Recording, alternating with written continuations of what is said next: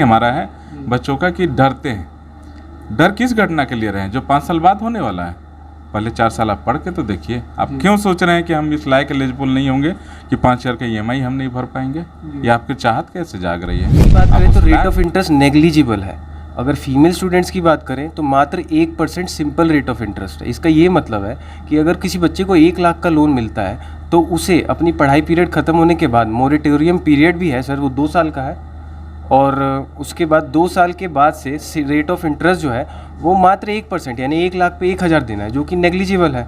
और इसी तरीके से अगर वो अपने बच्चों को यह क्रेडिट कार्ड के माध्यम से कोर्स करवाए, हायर एजुकेशन दें, क्योंकि समय लंबा है। 5 साल जब कोई भी बच्चे 4 साल पढ़ेंगे तो निश्चित है कि वो अपने भविष्य में बहुत आगे जाएंगे। और इसके माध्यम से आपके चैनल को भी बहुत बहुत धन्यवाद, आभार कि आपने इसके बारे में जानकारी लेना चाहा। जो लोग के मन में भ्रम था उसको हम लोग दूर करने का प्रयास किए। नमस्कार, आप देख रहे हैं गोपालगंज फोकस और मैं अभी उपस्थित हूं DRCC केंद्र पे, जो कि बसटीला में उपस्थित है। और हमारे साथ DRCC मैनेजर सर हैं और इनसे हम आज खास बातचीत होगी। और जो भी आपके बच्चे हैं उनको एक सुनहरा मौका मिल रहा है कि आप स्टूडेंट क्रेडिट का लाभ लेके, आपके बच्चे जो गरीबी के चलते पढ़ाई नहीं कर पा रहे हैं तो उनको एक अच्छा मौका मिल रहा है। तो सर उसके बारे में विस्तृत बताएंगे। सबसे पहले तो सर का स्वागत है। सबसे पहले नमस्कार, धन्यवाद। आप लोग इस योजना को जन जन तक पहुंचाने के लिए इतना एक्टिव शुरुआत किए हैं जी, और इसके लिए आपका धन्यवाद देना चाहूँगा जी। तो सबसे पहले तो सर इस योजना के बारे में बताइए, जो बेहतर जो विकसित बिहार है 7 निश्चय, इस योजना के द्वारा ये जो 7 निश्चय योजना आर्थिक हल युवाओं का बल जो है, उसके अंतर्गत 3 योजनाएं हैं, जिसमें स्टूडेंट क्रेडिट कार्ड के बारे में बहुत सारे लोग नहीं जान रहे हैं। तो स्टूडेंट क्रेडिट कार्ड के बारे में थोड़ा बताइए, हमारे दर्शक जानना चाहते हैं जो मतलब अपने बच्चों को बेहतर नहीं पढ़ा पा रहे हैं। जी। इसका मेन उद्देश्य यही है कि जो बच्चे फाइनेंशियली रीजन के कारण पढ़ाई आगे नहीं कर पा रहे हैं, सबसे मेन रीजन बेसिक उनको सपोर्ट करना है कि वो आगे अपना अध्ययन चालू रखें।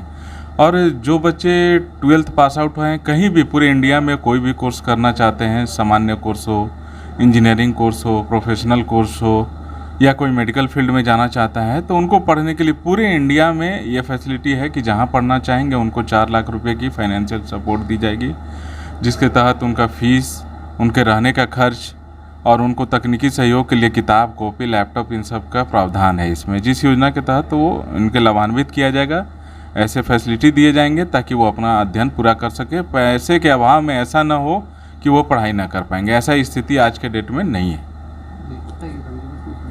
ये सरकार का एक अच्छा पहल है। स्टूडेंट क्रेडिट कार्ड योजना के द्वारा वैसे छात्र जिनके पास पैसा नहीं है पढ़ने के लिए, लेकिन पढ़ने के लिए इच्छुक है, तो सरकार कुछ क्राइटेरिया कॉलेज की रखी हुई है। जैसे बहुत सारे बच्चों को नहीं मालूम है या गार्जियन को नहीं मालूम है कि कॉलेज का जो एफिलिएशन होना चाहिए वह किस कैटेगरी से होकर गुजरा जाना चाहिए। लेकिन जो क्रेडिट कार्ड का पैसा मिल रहा है वह बच्चों को खाने का, रहने का और बुक का, लैपटॉप का पैसा मिल रहा है, लेकिन जो फ़ी है वह कॉलेज को जा रहा है। तो वैसे कॉलेज में बच्चे एडमिशन लेंगे तो मिलेगा जो NIRF से या NRB से या NAC A ग्रेड से जो एफिलिएटेड है, उस कॉलेज में एडमिशन लेकर पढ़ने के बाद अगर जॉब में जाते हैं बच्चे, तो ये फ़ायदे होते हैं कि जैसे ही वो जॉब में जाएंगे किसी इंटरव्यू के लिए, तो उनका 5% जो अंक होगा वह वृद्धि हो जाएगा और उनका डायरेक्ट इंटरव्यू होगा, बहुत सारे परेशानी नहीं होंगी। तो चाहिए कि हर गार्जियन को इसके बारे में जानकारी लेकर और अपने बच्चों को, अगर पैसा नहीं है, हायर एजुकेशन लेना चाहते हैं, तो स्टूडेंट क्रेडिट कार्ड का लाभ लें और अपने बच्चों को हायर एजुकेशन दें। क्योंकि जब पढ़ेगा बिहार तो बढ़ेगा बिहार, जब नहीं पढ़ेगा बिहार तो नहीं बढ़ेगा बिहार। सर इसमें डॉक्यूमेंट क्या क्या लगने वाले हैं? जो स्टूडेंट आते हैं स्टूडेंट क्रेडिट कार्ड का लाभ लेने के लिए, तो उनको डॉक्यूमेंट क्या क्या देना होता है? देखिए, डॉक्यूमेंट सबसे बहुत अच्छा सवाल है और इतना आसान है कि किसी को नोट करने की ज़रूरत नहीं पड़ती है, मुझे याद आता है। ये डॉक्यूमेंट हम लोगों ने 3 कैटेगरी, गवर्नमेंट ने इसको 3 सेगमेंट में रखा है। एक अप्लीकेंट हो गया जो एजुकेशन लोन लेने वाला है, एक उसका को अप्लीकेंट होंगे जो गार्जियन होंगे, और एक कॉलेज। 3 पार्ट में डॉक्यूमेंट को डिवाइड किया हुआ है। जो आवेदक हैं उनको सिर्फ एजुकेशन सर्टिफिकेट, मतलब जब 12th करके मान लिया कहीं भी हायर स्टडी में जा रहे हैं तो 10th और 12th का सर्टिफिकेट हो गया, एक आधार कार्ड, एक निवास और एक बैंक पासबुक। बहुत सिंपल सा ये 4 डॉक्यूमेंट, जिसके लिए हमको लगता है कि किसी को पर्टिकुलर ये सोचने की ज़रूरत नहीं है कि हमको बनाना पड़ेगा। ऑलरेडी हमारे स्कूल सेक्शन से ही ये सारे फैसिलिटी होते हैं। आधार सभी का बना हुआ है, बैंक अकाउंट उनका खुलवा दिया जाता है, निवास ऑलरेडी हमारा बना रहता है और सर्टिफिकेट उनके पास अवेलेबल है।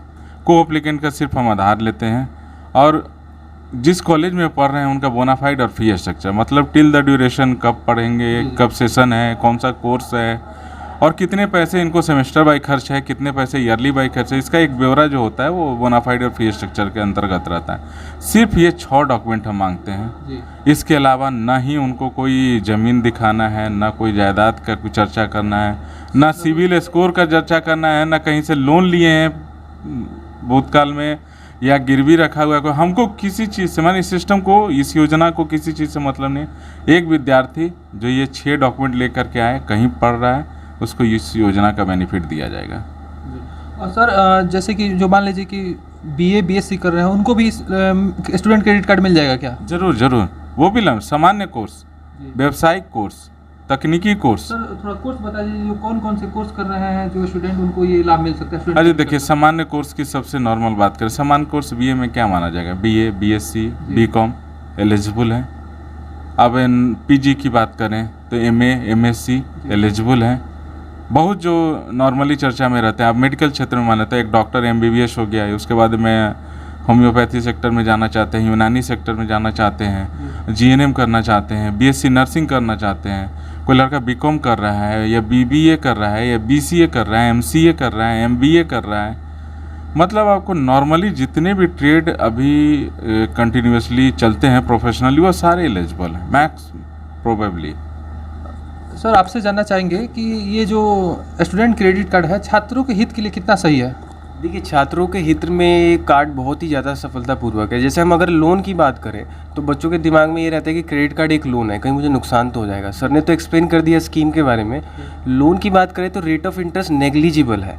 अगर फीमेल स्टूडेंट्स की बात करें तो मात्र 1% सिंपल रेट ऑफ इंटरेस्ट है। इसका ये मतलब है कि अगर किसी बच्चे को 1 लाख का लोन मिलता है तो उसे अपनी पढ़ाई पीरियड ख़त्म होने के बाद, मोरेटोरियम पीरियड भी है सर, वो 2 साल का है, और उसके बाद 2 साल के बाद से रेट ऑफ इंटरेस्ट जो है वो मात्र 1% यानी 1 लाख पे 1000 देना है, जो कि नेग्लिजिबल है।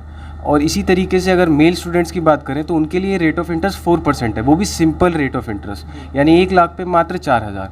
और अगर कोई बच्चा ऐसा है जो किसी कारणवश पढ़ाई पूरी होने के बाद जॉब नहीं कर पाता है तो वो अपने लिए एक शपथ पत्र दे सकता है कि मैं अभी ईएमआई या मोरेट जो लोन का भी है किस्त चुकाने में असफल हूँ, तो उसके लिए उसको अलग से समय भी दिया जाएगा। तो आप इससे समझ सकते हैं कि जो स्कीम है वो प्योरली बच्चों के बेनिफिट के लिए ही बनाई गई है, ताकि अधिक से अधिक छात्र इससे जुड़ें और इसका लाभ ले सकें। और अगर हम लिस्ट की बात करें तो अगर स्टूडेंट क्रेडिट कार्ड की लिस्ट को वेबसाइट पे देखा जाए तो ऑलमोस्ट मतलब सारे ही कॉलेजेस जो अच्छे हैं, NIRF and NAC accredited A+ ranking colleges हैं, वो सब ही इस लिस्ट के अंदर मौजूद हैं। तो ये पूरी तरह बच्चों के लिए ही है। आप बताइए छात्रों के हित के लिए कितना सही है स्टूडेंट क्रेडिट कार्ड? छात्रों के हित के लिए ही यह है। आप वही बताइए कितना सही है? 100% सही है छात्रों के हित के लिए, क्योंकि क्या अगर आप जो लोन जैसे नहीं भर पाएंगे, स्टूडेंट क्रेडिट कार्ड जो स्टूडेंट पढ़ाई कर लिए उनके पास पैसा की व्यवस्था नहीं हो पाई तो वो कैसे भरेंगे फिर?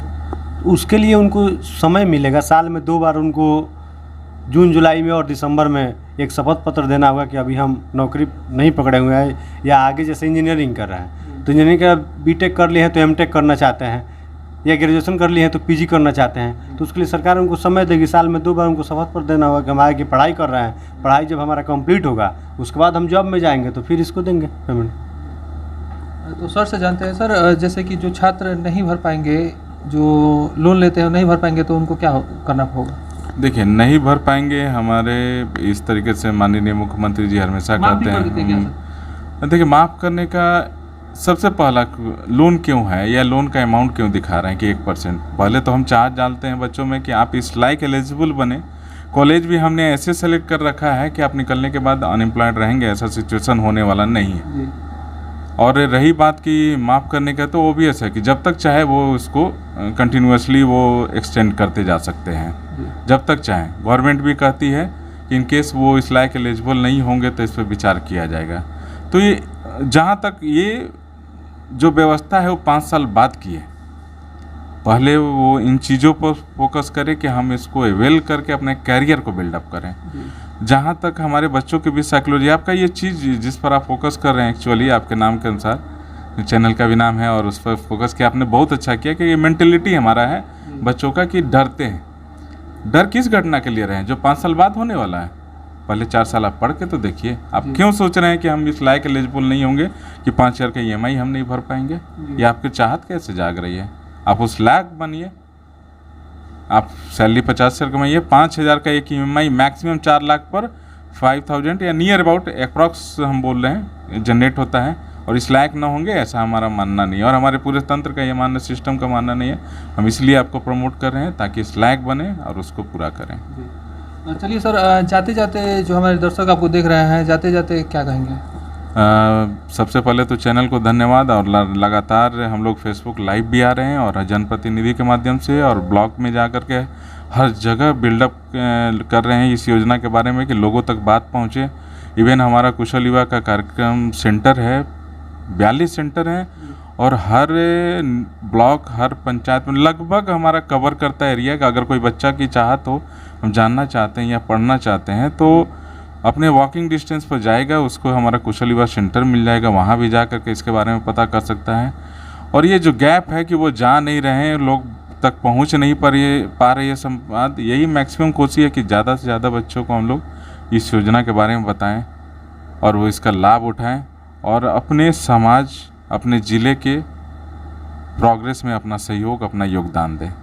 सर, ये जो स्टूडेंट क्रेडिट का लाभ है तो सिर्फ मतलब बिहार में ही लोग ले सकते हैं सर? बिहार के जो 12th पास आउट बच्चे हैं, इन लोगों के लिए योजना चलाया गया है। योजना बिहार सरकार की है तो obvious बिहार के बच्चों के लिए है।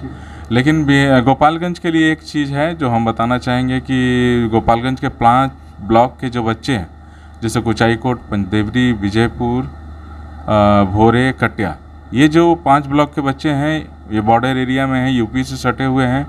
तो यूपी से अगर ये 12th पास आउट हो रहे हैं तो भी इस योजना के लिए एलिजिबल होंगे। रवि जी, जाते जाते आप क्या कहेंगे जो अपने बच्चियों को नहीं पढ़ा पा रहे हैं पैसे के अभाव से, उनको क्या मैसेज देंगे?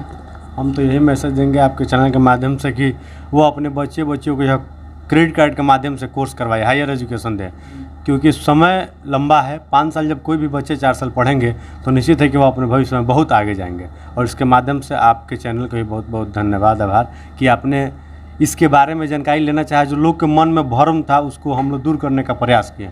अगर आगे भी कोई सवाल हो तो आप बिल्कुल आइए, आपका स्वागत है। जाते जाते आप क्या कहेंगे जो स्टूडेंट क्रेडिट कार्ड का लाभ लेना चाहते हैं, तो जाते जाते क्या कहेंगे? मैं उन बच्चों को यही संदेश देना चाहूँगा कि आप किसी भी तरीके का भ्रम मत रखिए और एक बार अपने एरिया में जो भी रिप्रेजेंटेटिव हैं क्रेडिट कार्ड के, उनसे ज़रूर मिलिए, स्कीम को समझिए, क्योंकि ये सिर्फ और सिर्फ बच्चों के बेनिफिट के लिए ही है। और अंत में बस यही बोलना चाहूँगा कि बच्चे एक बार इस स्कीम का लाभ उठाएं और फ्यूचर के बारे में ना सोचें कि हमें देना पड़ेगा, कैसे देना पड़ेगा, उसके लिए तो सरकार उनके साथ है। बस, धन्यवाद।